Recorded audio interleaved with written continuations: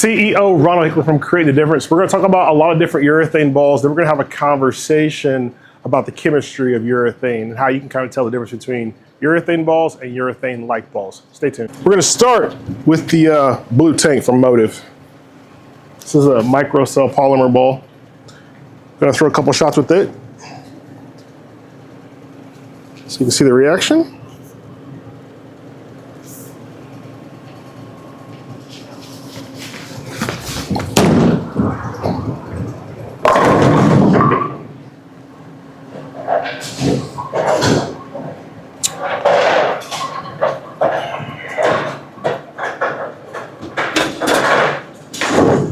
Microcell polymer is considered reactive.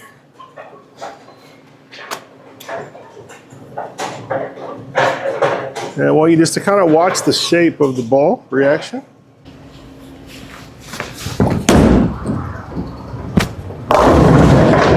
Those shots are dead on top of each other. So that reaction difference is just a function of the fact that you throw it once, it's going to change. You got to throw it again. You have to throw it one more time to get the final reaction. So we'll throw it one more time. That was a good shot, though.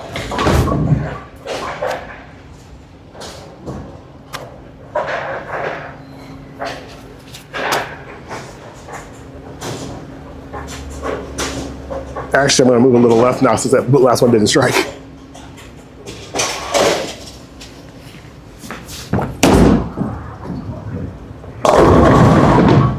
Okay, so that's microcell polymer. Now we're going to switch and we're going to throw the not urethane blue hammer ball.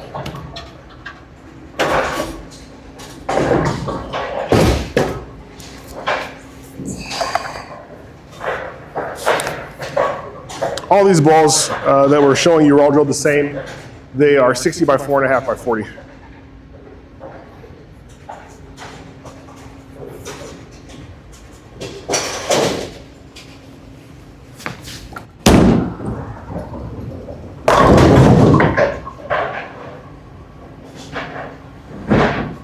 So it's kind of a similar shape to the blue tank. I think it's a little bit longer. Same thing though, not urethane is another way of saying reactive. So this ball would be considered a reactive ball as well.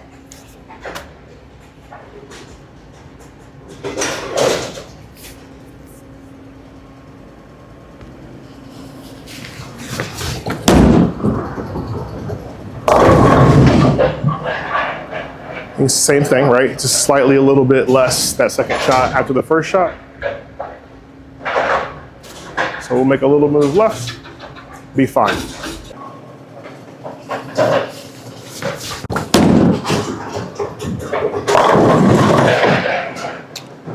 So that's the not urethane hammer ball. So now we're going to throw the IQ 78U ball. And it's definitely harder than the other two bowling balls, but we'll see how it rolls.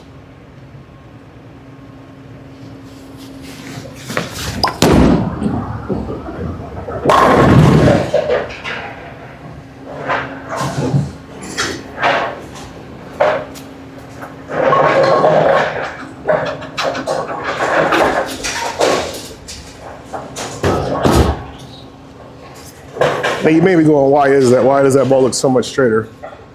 Well, it's harder.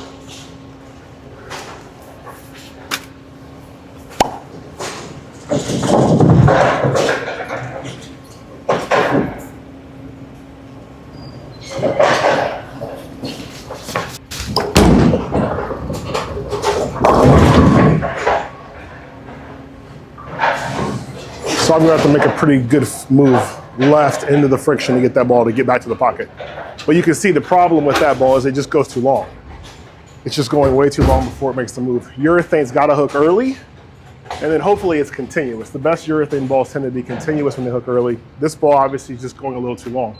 We're going to go 5 left. Let's see if that's enough.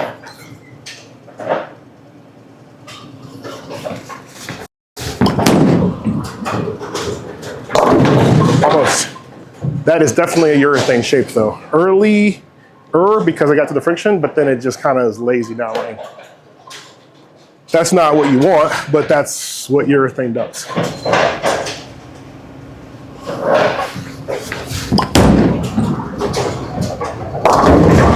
too much. So I got to move back one. It'll be fine right there. So this is good information because you can tell there is a massive difference there in terms of the performance. Urethane is interesting. This is why you don't see people throwing a lot of the old school urethane balls anymore, because the old school urethane balls are also 78, 77 hardness, and they're going to experience the same kind of thing. And we've got one, we're going to show you that too.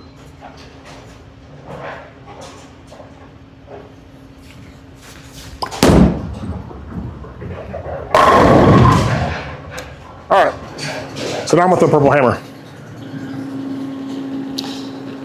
This is a Brunswick-made purple hammer, so it's 74.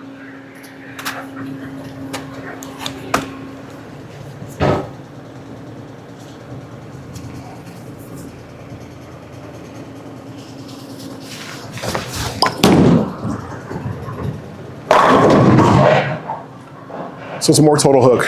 That's what you would expect, though. It should be more total hook. Of course, it's going to lose some of that the next shot, too. You can see two different parts of the lane. Both of those struck.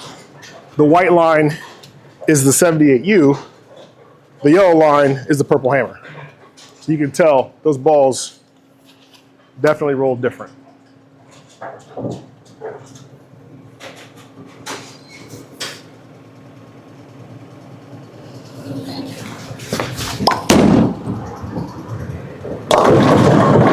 And that's what you'd expect, right? You're going to lose some performance after that first shot with the true urethane ball. That shot was really good thrown-wise, but it's a little longer. So I'm going to square up to it, and we'll be back in the pocket with that ball too.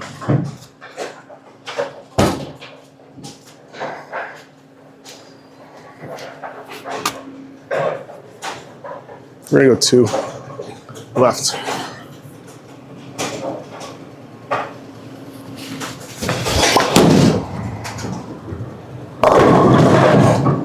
So that's purple hammer. Now, I'm going to throw a Black Sumo. Black Sumo was made in the 80s. Black Sumo, 78 hardness. Black Sumo is kind of like, back in its day, it was the ball to use.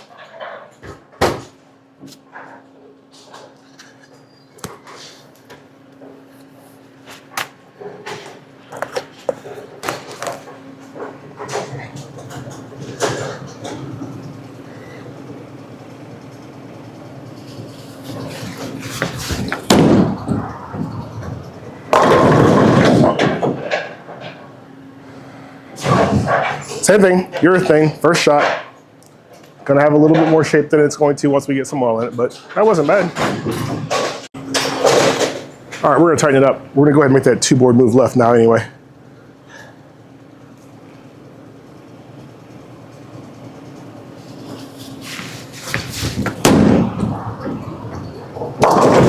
Not enough, which is just like the 78U.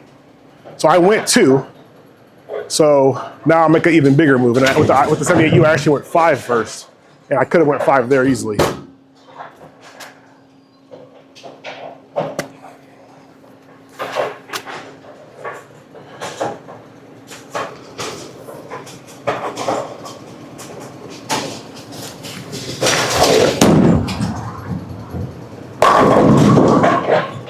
So that's close, right? We'll throw one more shot. But you can see the difference is it's too long down the lane. It's not early enough. You need that ball to be early and then try to be continuous. It's just too long. Okay, so we're now gonna go exactly where we were with the 78U.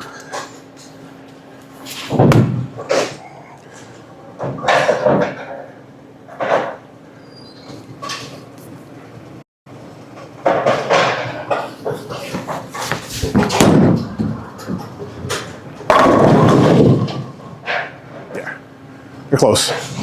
Those two balls are close. All right, pitch black.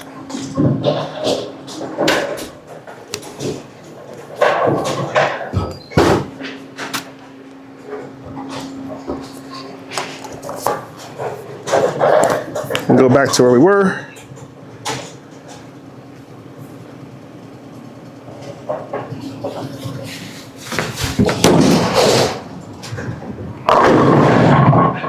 I kind of wanted that one to come back.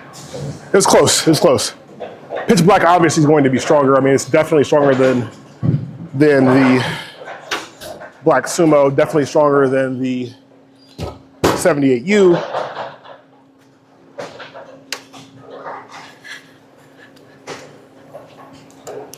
It's also not the super early hook, right? It's more of a little bit later hook, more of a reactive shape than the other balls.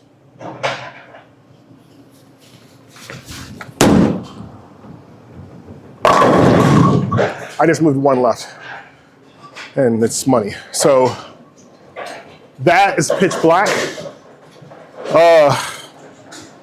We'll do it one more time. Really want you guys to be able to just kind of see some shape differences between these balls, and then we're going to have a full discussion about what that means. Like, what does that mean?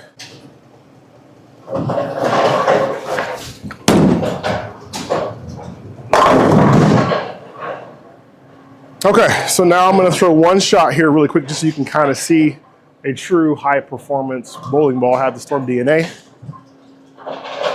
So we're going to throw it once just so you can see.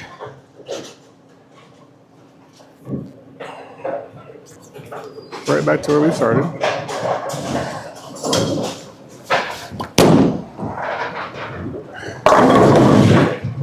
All right.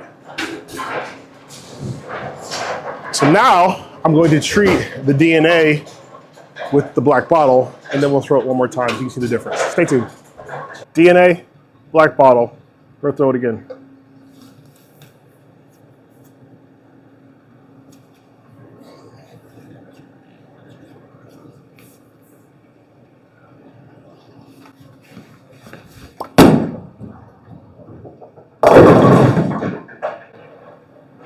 Obviously a lot less hook than before, so now I'll be getting to move left again.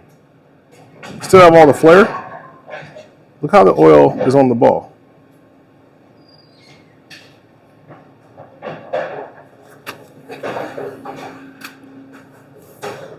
So we will go to left to start.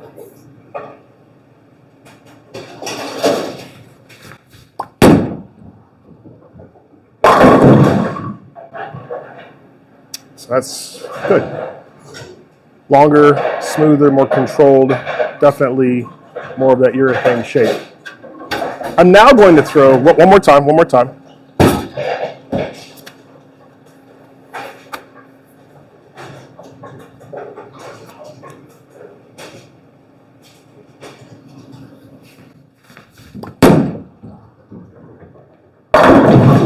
See that?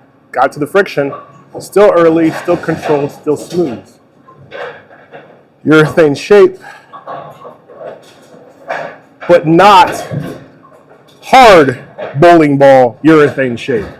More of a softer urethane shape. So now I'm going to throw a radical double cross. Now, this ball is actual urethane. The thing of it is it's polished, and I'll explain how we polished it. It took a while to get that to happen, but nonetheless, you don't ever see people throw polished urethane, and this is the reason why.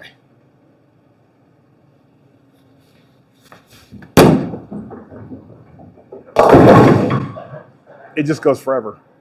So if you think about that, when people throw urethane balls, they throw 500 grit dull balls because you need it to start up. That ball went forever. It's not going to be able to give you a consistent reaction. And that is why people don't throw polished, true urethane bowling balls. Stay tuned for what's next. We're going to talk about a lot of different bowling balls that are primarily urethane or urethane based, and kind of some of the differences that you don't normally hear about these bowling balls. So I'm going to start here with these two sumos here. These bowling balls were made in the 80s. This is an undrilled sumo that's never been used, and this is a sumo that's been sanded 2,000 grit. Now this bowling ball definitely is urethane because Reactive didn't even exist when this bowling ball came out. And I'm going to use the 2,000 grit sumo to be able to teach you a little bit about something that you can do to be able to see if your urethane ball is urethane or not. But just know that an actual true urethane ball, this sumo was that because Reactive didn't even exist back then. Also notice on this one that's undrilled, look at the lines in the bowling ball. See how aggressive the sanding lines are in that bowling ball? This bowling ball is like 240, 360 type grit. Next, I've got a black hammer. This black hammer is also one of the 80s bowling balls. Notice how it also has those aggressive lines in the bowling ball. Both these balls are true old school urethane. Next, I've got a purple hammer. Now, this purple hammer is actually one of the Hopkinsville purple hammers that actually was one of the bowling balls that got softer over time. So this bowling ball, was supposed to be at 72, 73, and it worked its way down over time through the use as well.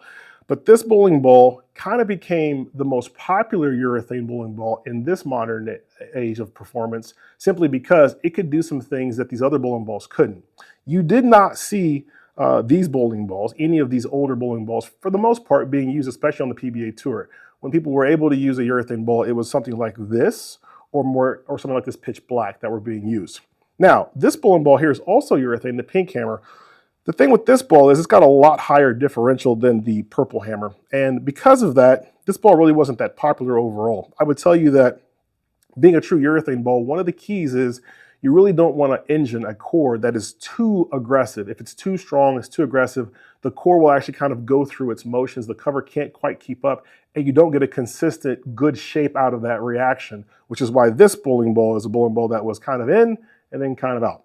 Now, this ball here is a double cross. This ball is also a true urethane bowling ball, and we're going to be able to use this as a way to be able to show you also when you can check a true urethane bowling ball versus a bowling ball that says it's urethane, because this bowling ball took about 15 minutes to actually be able to get shined up, and a non-urethane ball or a reactive bowling ball won't take nearly as long. So we'll go into that a little bit because that's going to give you some more insight.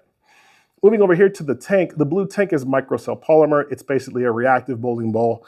And as a result of that, you're going to get more of that shape out of the ball, especially more in the back end. The not urethane blue hammer bowling ball is also a reactive bowling ball. Same kind of thing. You're going to get more of that performance shape out of it. Pitch black, I would tell you, is also not urethane by the way we would categorize it at creating the difference. The bowling ball definitely, though, has more of a urethane type shape. I would say the shape is closer to more like this realm of performance as opposed to a standard reactive ball, right? Now, the new 78U, that ball, it says it's urethane. It's definitely hard. I don't know if it's actually reactive or not, or if it is truly urethane. We're going to find out. I'm going to show you what we're going to do to check that out.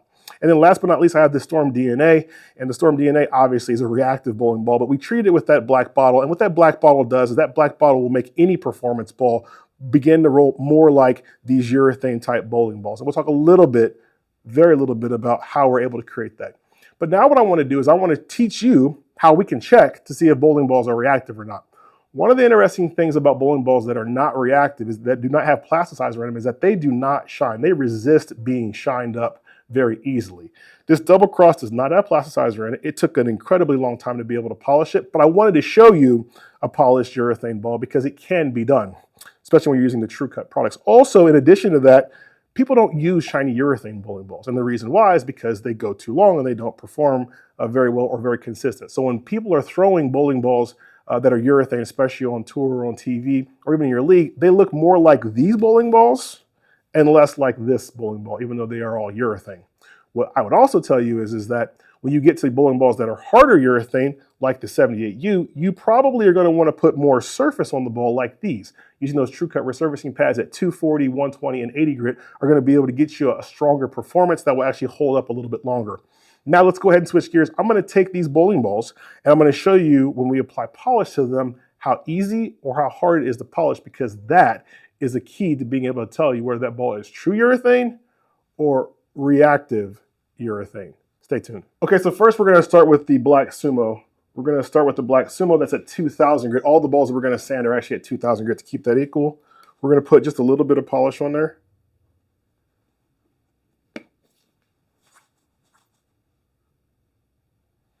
And we're going to go up and down 10 times.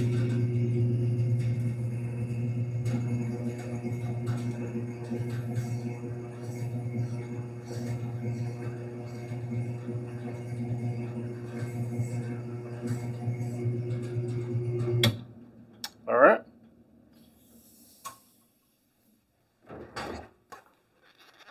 Ball number one. So now we'll do ball number two.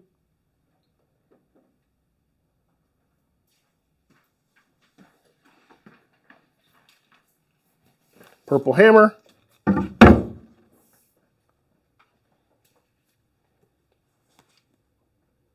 Not a lot of polish because we don't want to put too much, right? Same thing.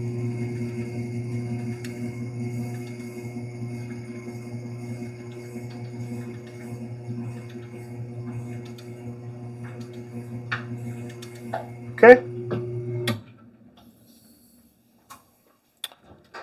Next ball.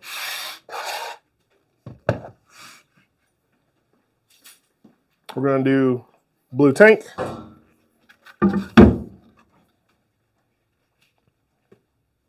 Just a little bit, not too much. Because we're trying to spread it out on the pad too. We don't want to put too much or put too little, but I want you to see what's going on here.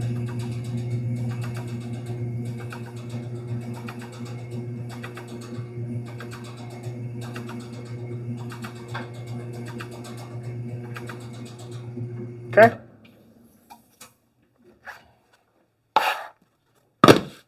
Next ball. We're going to do not urethane blue. Just a little bit again, just a very little bit.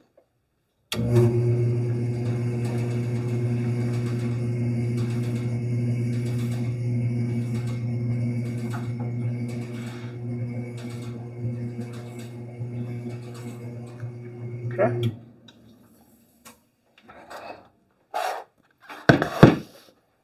Next, pitch black. Go over here a little bit. Just a little bit.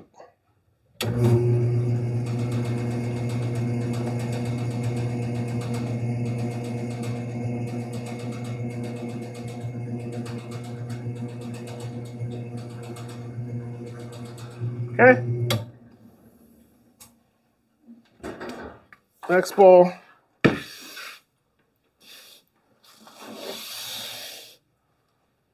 IQ 78U. Go over here this time.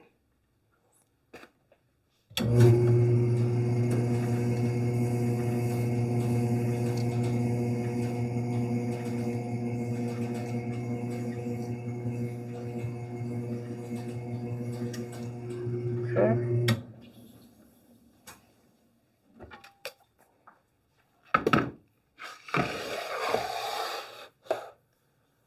So pink hammer, same thing, just a little bit.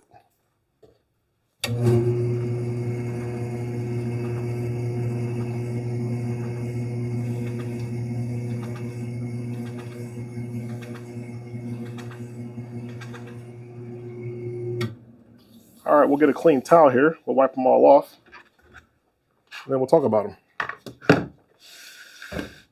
So a couple things to notice immediately.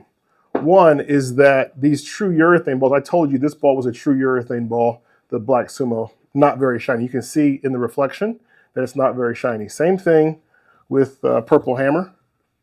Purple hammer, not very shiny. Same thing with pink hammer. Pink hammer, not very shiny, right? These are actual true urethane balls that do not have plasticizer in them, and that's why they don't shine so easy. Switch gears, go over here. Microcell polymer, we know that that's reactive, it's glowing in the dark.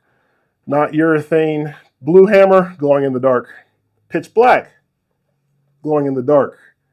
78U, glowing in the dark. You can see the ring very clearly defined in each one of these bowling balls. That's because they have plasticizer in them. Plasticizer is what allows this phenomenon to happen, and it's also one of the reasons why these bowling balls do not roll like these bowling balls. So that is one of the things that most people will not tell you. You would not know that, but that's one way that we can check to kind of see. Now, I did tell you we were able to polish that double cross. We'll grab the double cross real quick. I told you we were able to polish that double cross up to look like these balls. So I'm going to post a link to the video so you can see how we did that, because it actually is a multi-step process. All of these balls started out at 2,000 grit initially, and they obviously shined up to different degrees. But you can actually shine these bowling balls if you go through a longer, more tedious process. But if you want to find out if a bowling ball is reactive or urethane, or has plasticizer in it, very simple. Get them all to the same grit, put some polish on top, and see if they shine very easy or they shine very slow. So I want to talk to you really quickly about what we did to the DNA and kind of what makes it so special in regard to the black bottle. So what we did was we took a little bit of the black bottle, we put it on a band pad, and then we just applied it with the ball spinner onto the bowling ball. What that does is it allows the black bottle material to be able to coat and penetrate the bowling ball. Now you say, that's great, Ron, but how are you able to make a bowling ball that is really strong, really aggressive, roll more like urethane? The secret is actually in oil absorption. If I was to put a little bit of oil on this bowling ball, normally the DNA would absorb it extremely fast, but because we're using the black bottle, that oil is actually going to sit there. Can you see that? The oil is going to sit there for quite some time.